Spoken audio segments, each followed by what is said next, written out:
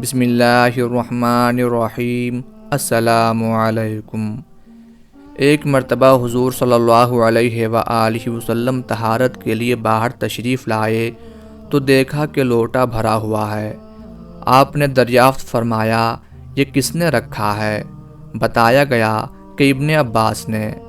حضور صلی اللہ علیہ وآلہ وسلم کو یہ خدمت بہت پسند آئی اور اسی وقت دعا فرمائی، اے اللہ اسے دین کی سمجھ عطا فرما اور تعویل و تفسیر کا علم سکھا۔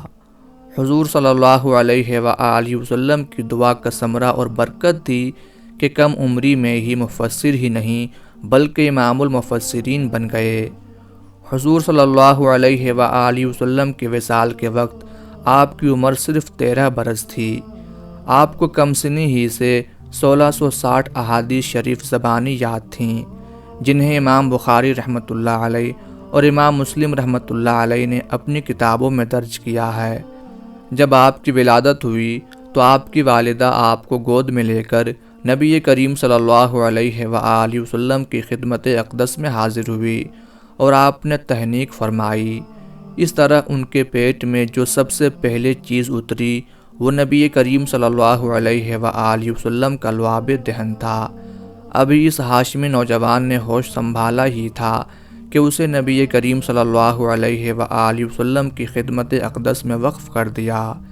سفر میں حضر میں ہر وقت آپ صلی اللہ علیہ وآلہ وسلم کے ساتھ رہتے اور جب بھی آپ صلی اللہ علیہ وآلہ وسلم وضو کا ارادہ فرماتے فوراً وضو کا پانی حاضر کر دیتے۔ جب آپ صلی اللہ علیہ وآلہ وسلم نماز شروع کرتے تو یہ بھی آپ صلی اللہ علیہ وآلہ وسلم کے پہلو میں کھڑے ہو کر نماز شروع کر دیتے۔ سفر کے دوران کئی مرتبہ ان کو نبی کریم صلی اللہ علیہ وآلہ وسلم کے پیچھے سواری پر بیٹھنے کا شرف حاصل ہوا۔ غرض یہ کہ ہر لمحہ آپ صلی اللہ علیہ وآلہ وسلم کی خدمت اقدس میں کمر بستہ رہتے۔ حضرت عبداللہ بن عباس رضی اللہ تعالی عنہ اپنے متعلق فرماتے ہیں کہ ایک مرتبہ نبی کریم صلی اللہ علیہ وآلہ وسلم نے وضو کا ارادہ کیا تو میں نے فوراً آپ صلی اللہ علیہ وآلہ وسلم کی خدمت اقدس میں پانی پیش کر دیا۔ آپ صلی اللہ علیہ وآلہ وسلم میری خدمت گزاری سے بہت خوش ہوئے۔ جب آپ نے نماز پڑھنے کا ارادہ کیا تو مجھے بھی اپنے ساتھ نماز پڑھنے کا اشارہ کیا۔ میں آپ صلی اللہ علیہ وآلہ وسلم کے پہلو کے بجائے پیچھے کھڑا ہو گیا۔ جب آپ صلی اللہ علیہ وآلہ وسلم نماز سے فارغ ہوئے تو ارشاد فرمایا کہ عبداللہ تم میرے ساتھ کیوں نہیں کھڑے ہوئے؟ میں نے عرض کیا، یا رسول اللہ صلی اللہ علیہ وآلہ وسلم، آپ کی عظمت و احترام، عزت و جلال کی بنا پر آپ صلی اللہ علیہ وآلہ وسلم کے پہلو میں کھڑا ہونے کی تاب نہ لا سکا۔ آپ صلی اللہ علیہ وآلہ وسلم نے میری یہ بات سن کر آسمان کی جانب ہاتھ بلند کیے اور دعا کی، الہی عبداللہ کو حکمت و دانائی عطا فرما۔ اللہ رب العزت نے اپنے محبوب صلی اللہ علیہ وآلہ وسلم کی دعا کو شرف قبولیت بخشا اور اس ہاشمی نوجوان کو ایسی حکمت و دانش مندی عطا فرمائی کہ جس کی بنا پر بڑے بڑے حکماء اور دانشوروں پر فوقیت حاصل کر گئے۔ بالخصوص کلام اللہ کی تفسیر و تعویل میں جو مہارت اور آیات قرآنی کے شان نزول اور ناسخ و منسوخ کے علم میں جو وسعت اللہ تعالیٰ نے آپ کو عطا فرمائی تھی شاید کسی کے حصے میں آئی ہو۔ چنانچہ ایک دن حضرت عمر فاروق رضی اللہ تعالی عنہ کے حلقہ مجلس میں بڑے بڑے صحابہ کرام رضی اللہ عنہ موجود تھے اور ابن عباس رضی اللہ تعالی عنہ بھی تشریف فرما تھے۔ حضرت عمر رضی اللہ تعالی عنہ نے اس آیت کا مطلب پوچھا، اَیَوَدُّ أَحَدُكُمْ أَن تَكُونَ لَهُ جَنَّةٌ مِّن نَخِیلٍ وَأَعْنَابٍ؟ تو لوگوں نے کہا واللہ عالم۔ حضرت عمر رضی اللہ تعالی عنہ کو اس بے معنی جواب پر غصہ آ گیا۔ بولے، اگر معلوم نہیں تو صاف کہہ دو کہ ہمیں علم نہیں۔ اسی اثناء میں حضرت عبداللہ بن عباس رضی اللہ تعالی عنہ جھجکتے ہوئے بولے، میں کچھ عرض کرنا چاہتا ہوں۔ فرمایا، تم اپنے آپ کو چھوٹا نہ سمجھو، جو دل میں ہو بیان کرو۔ فرمایا کہ اس میں عمل کی مثال دی گئی ہے۔ آپ کی دانش مندی کا ایک دلچسپ واقعہ ملاحظہ فرمائیں۔ حضرت علی رضی اللہ تعالی عنہ اور حضرت امیر معاویہ رضی اللہ تعالی عنہ کے باہمی اختلاف میں جب بہت سے لوگ حضرت علی رضی اللہ تعالی عنہ کا ساتھ چھوڑ گئے تو حضرت عبداللہ بن عباس رضی اللہ تعالی عنہ نے حضرت علی رضی اللہ تعالی عنہ سے کہا کہ امیر المومنین، مجھے ان لوگوں سے بات کرنے دیں جنہوں نے آپ سے بغاوت کا ارتکاب کیا ہے۔ آپ نے فرمایا کہ مجھے خطرہ ہے کہ کہیں یہ لوگ آپ کو کوئی نقصان نہ پہنچا دے۔ میں نے کہا، آپ مطمئن رہیں، انشاءاللہ یہ لوگ ایسی کوئی حرکت نہیں کریں گے۔ پھر میں ان کے پاس گیا، وہ لوگ عبادت میں مصروف تھے۔ ان لوگوں نے مجھے دیکھتے ہی اشتیاق بھرے انداز میں خوش آمدید کہا اور میری آمد کا مقصد دریافت کیا۔ میں نے کہا، آج میں آپ سے ضروری بات کرنے آیا ہوں۔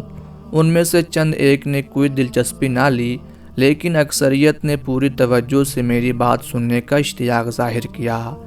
میں نے ان سے کہا کہ مجھے یہ بتاؤ کہ حضرت علی رضی اللہ تعالی عنہ سے آپ کا کیا شکوہ ہے؟ انہوں نے جواب دیا، ہمیں ان کے خلاف 3 بنیادی اعتراضات ہیں۔ پوچھا، کون کون سے؟ جواب دیا، ہمارا پہلا اعتراض یہ ہے کہ حضرت علی رضی اللہ تعالی عنہ نے اللہ کے دین میں انسانوں کو حاکم بنا دیا ہے۔ ہمارا دوسرا اعتراض یہ ہے کہ انہوں نے حضرت امیر معاویہ رضی اللہ تعالی عنہ اور حضرت عائشہ رضی اللہ تعالی عنہا سے جنگ کی، لیکن نہ تو مال غنیمت لوٹا اور نہ انہیں قیدی بنایا۔ ہمارا تیسرا اعتراض یہ ہے کہ حضرت علی رضی اللہ تعالی عنہ نے اپنے نام سے امیر المومنین کا لقب ہٹا دیا، حالانکہ مسلمانوں نے ان کے ہاتھ پر بیعت کی اور انہیں اپنا امیر بنایا۔ حضرت عبداللہ بن عباس رضی اللہ تعالی عنہ نے فرمایا کہ میں نے ان اعتراضات کے سننے کے بعد ان سے کہا، اگر میں قرآن و سنت کی روشنی میں ان اعتراضات کے حل پیش کر دوں تو کیا آپ تسلیم کریں گے؟ سب لوگوں نے بیک وقت کہا کہ بالکل ہم تسلیم کریں گے۔ حضرت عبداللہ بن عباس رضی اللہ تعالی عنہ فرماتے ہیں کہ تمہارا پہلا اعتراض یہ ہے کہ حضرت علی رضی اللہ تعالی عنہ نے اللہ کے دین میں لوگوں کو حاکم بنایا ہے۔ کیا آپ لوگوں کی نظر میں قرآن مجید کی یہ آیت گزری ہے جس میں فرمایا، اے لوگو جو ایمان لائے ہو، احرام کی حالت میں شکار نہ مارو، اور اگر تم میں سے کوئی جان بوجھ کر ایسا کر گزرے تو جو جانور اس نے مارا ہو اس کے ہم پلہ ایک جانور اسے مویشیوں میں سے نظر دینا ہوگا، جس کا فیصلہ تم میں سے 2 عادل آدمی کریں گے۔ میں تم سے اللہ کو گواہ بنا کر یہ پوچھتا ہوں کہ انسان کی جان و مال کی حفاظت کے لیے انسان کو حاکم بنانا زیادہ بہتر ہے یا ایک خرگوش کی جان بچانے کے لیے انسان کو حاکم بنانا زیادہ بہتر ہے؟ یہ دلیل سن کر سب نے کہا کہ بے شک بنی نوع انسان کی اصلاح اور جان و مال کی حفاظت کے لیے کسی انسان کو حاکم بنانا مقرر کرنا ازحد ضروری ہے۔ حضرت عبداللہ بن عباس رضی اللہ تعالی عنہ نے لوگوں سے پوچھا کہ کیا آپ لوگ اس دلیل کے تناظر میں اپنے پہلے اعتراض سے دستبردار ہونے کے لیے تیار ہیں؟ سب لوگوں نے بیک وقت کہا کہ بالکل، اب ہمارا پہلا اعتراض ختم ہوا، اب ہم اجتماعی طور پر اس سے دستبردار ہونے کا اعلان کرتے ہیں۔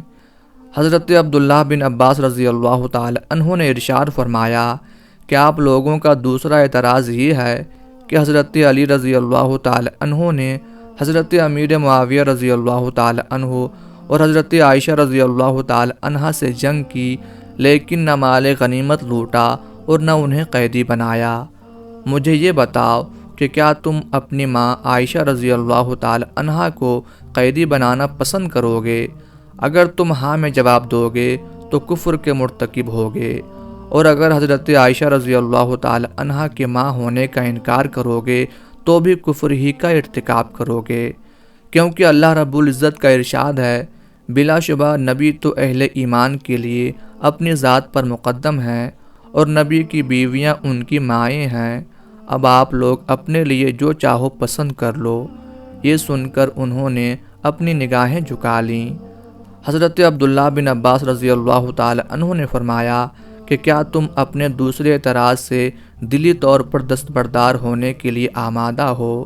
سب لوگوں نے بیک زبان ہو کر کہا، جی ہاں، ہم اپنے دوسرے اعتراض سے بھی دستبرداری کا اعلان کرتے ہیں۔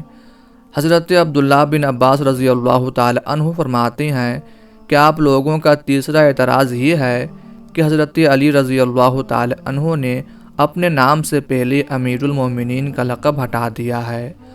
آپ لوگوں کو یاد ہوگا کہ جب صلح حدیبیہ میں صلح نامہ تیار ہو گیا تھا تو آپ صلی اللہ علیہ وآلہ وسلم نے یہ ارشاد فرمایا تھا کہ نیچے یہ لکھ دیا جائے کہ اس دستاویز پر محمد رسول اللہ صلی اللہ علیہ وآلہ وسلم نے اتفاق اظہار کیا ہے۔